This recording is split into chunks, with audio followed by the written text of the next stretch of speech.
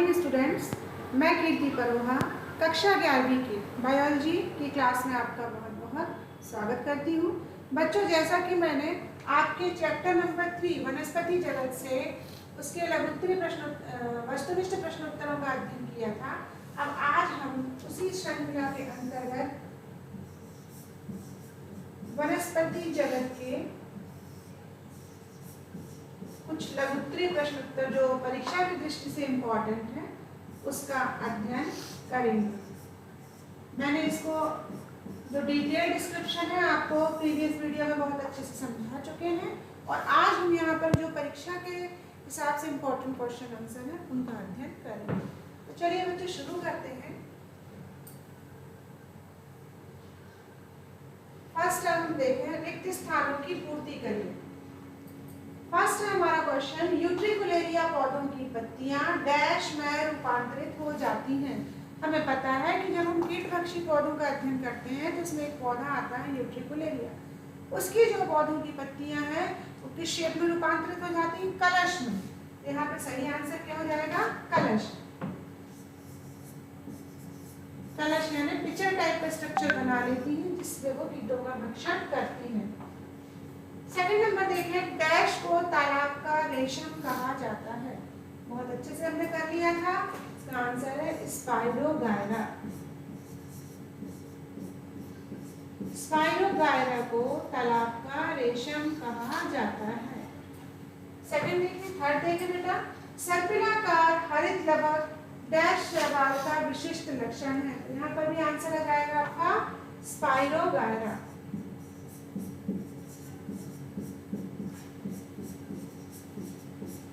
आगे जब भी किसी का नाम लिखते हैं अपन उसको अंडरलाइन करते हैं।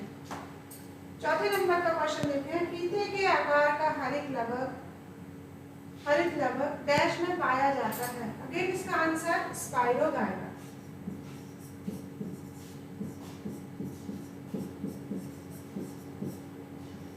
ये स्पाइरोगायरा जो है परीक्षा की दृष्टि से बहुत इंपॉर्टेंट है।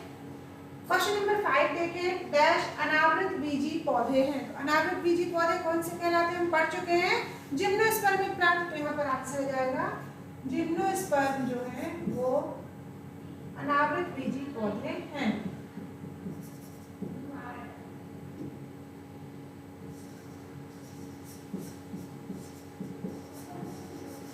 जिम्नोस्पर्म अनावृत बीजी पौधे कहलाते हैं।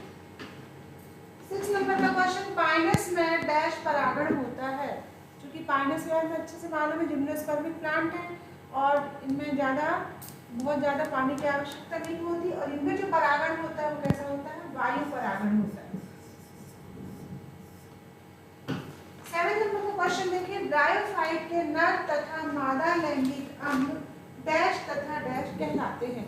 तो हमें पता है कि ब्रायोफाइट के नर लैंगिक जनन अंगों को कुंधानी कहते हैं और तो यहाँ किसका आंसर आ जाएगा? कुंधानी। तो ब्रायोफाइट के जो नर जनन अंग है उसका नाम कुंधानी और मानव जनन अंग को स्त्रीधानी कहा जाता है। या तो ये आपसे ऑब्जेक्टिव टाइप में पूछ सकते हैं, फिर इन द ब्लैंक्स के फॉर्म में पूछ सकते हैं या 1 नंबर वाले क्वेश्चन भी आपसे पूछे जा सकते हैं। चलिए अब देखते हैं यहाँ पर नेक्स्ट क्वेश्चन आंसर।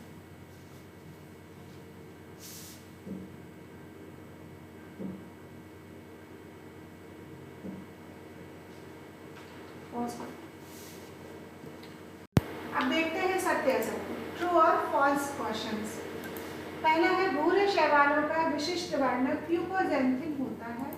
इसमें संचित भोजन लेमिनेरिन एवं मैनिटाल के रूप में पाया जाता है। आंसर है सत्य, ट्रू। सेकंड क्वेश्चन देखें, अगर अगर नामक पॉलीसैकेराइड भूरे शैवाल से प्राप्त होता है। आंसर असत्य। थर्ड क्वेश्चन देखें, ब्रायोफाइट की बीजाणुद्भिद अवस्था युग्मकोद्भिद अवस्था पर आश्रित होती है। आंसर सत्य। फोर्थ, ब्रायोफाइट अनुक्रमण में महत्वपूर्ण भूमिका निभाते हैं तथा ये मृदा अपक्षरण को भी रोकते हैं। बिल्कुल सही, सत्य। क्वेश्चन नंबर 5, टेरिडोफाइट्स को वेस्कुलर क्रिप्टोग्राम कहते हैं। आंसर सत्य। अब देखते हैं एक वाक्य या एक शब्द में उत्तर दीजिए। पहला, रोडोफाइसिन में फ्लोरिडियन स्टार्च खाद्य के रूप में संचित होता है मैनिटॉल किस समूह का निश्चित खाद्य पदार्थ है? आंसर है फियोफाइसिन।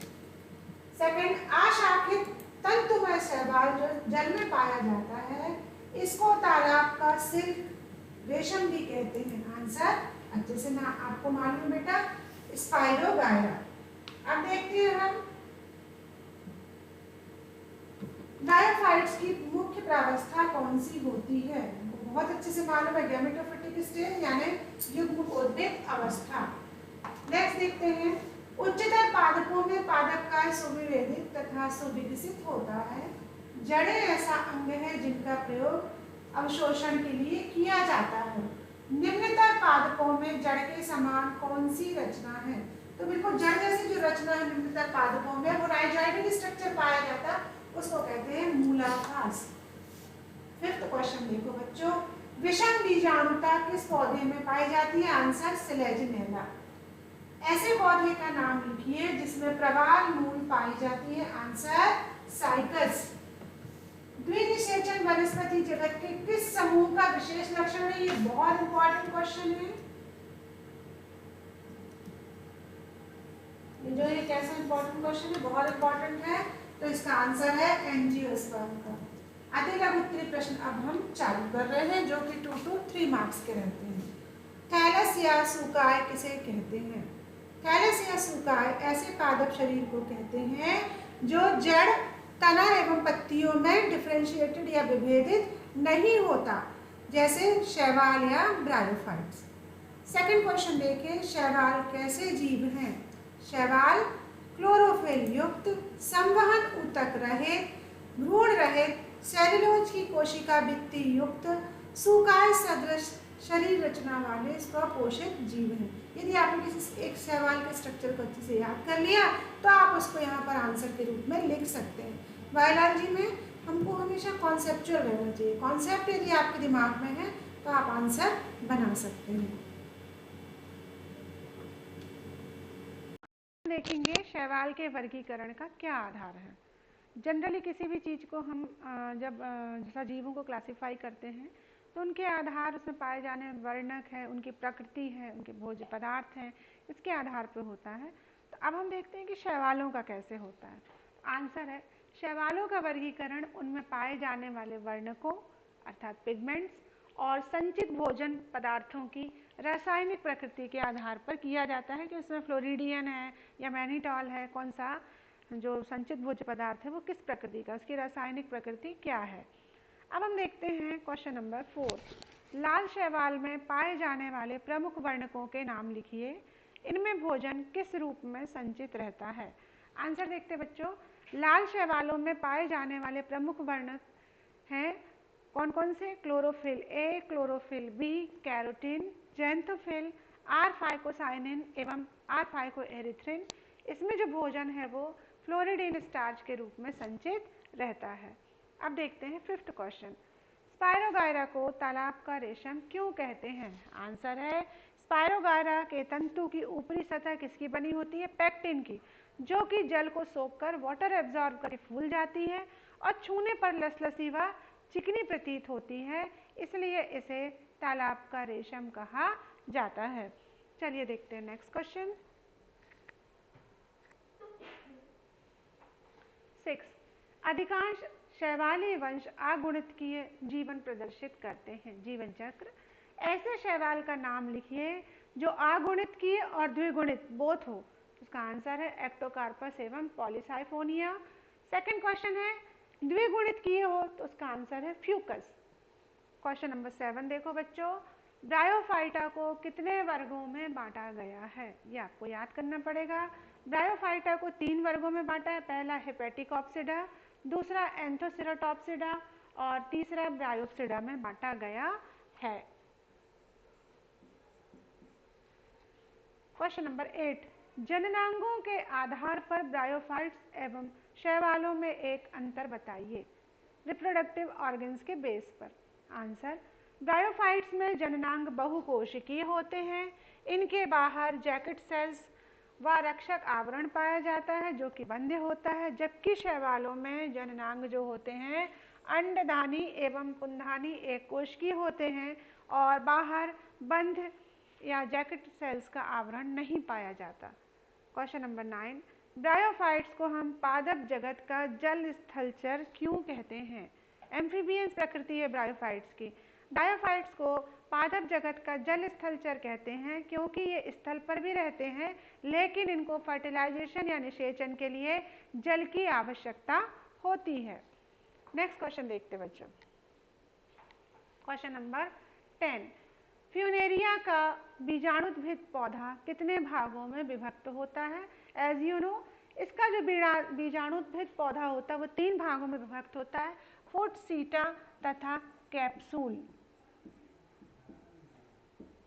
ये 3 भागों में विभक्त होता है, पहला फुट, दूसरा सीटा और तीसरा कैप्सूल भागों में बटा रहता है। क्वेश्चन नंबर 11, टेरिडोफाइट्स के संवहनी ऊतक में किन कोशिकाओं का अभाव होता है? ये ठीक है कि टेरिडोफाइट्स प्लांट से ही वेस्कुलर सिस्टम डेवलप हुआ है, लेकिन टेरिडोफाइट्स में जाइलम में वाहिकाओं का तथा फ्लोएम में सह कोशिकाओं कंपेनियन सेल्स का अभाव पाया जाता है। ये बहुत इंपॉर्टेंट है, बेसिक फीचर है और कई बार इस पर बेस्ड नीट में भी क्वेश्चंस आते हैं, कॉम्पिटिटिव एग्जाम में भी क्वेश्चंस आ जाते हैं।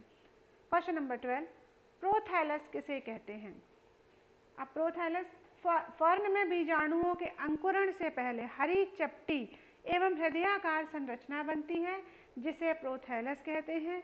यह आत्मपोषी एवं उभयलिंगी होता है। तो बच्चों ये थे हमारे लघु उत्तरीय क्वेश्चन आंसर। मुझे आशा है आप नोटबुक में इनको बहुत अच्छे से नोट करेंगे और अच्छे से याद करते रहेंगे। और हाँ, एक बार याद करने के बाद काम पूरा नहीं होता, इसलिए आप इसको प्रॉपर रिवाइज भी करते रहें। वीडियोस को भी बहुत अच्छे से देखें, साथ ही साथ इन PDF को भी रिवाइज करते रहें। थैंक यू बच्चों।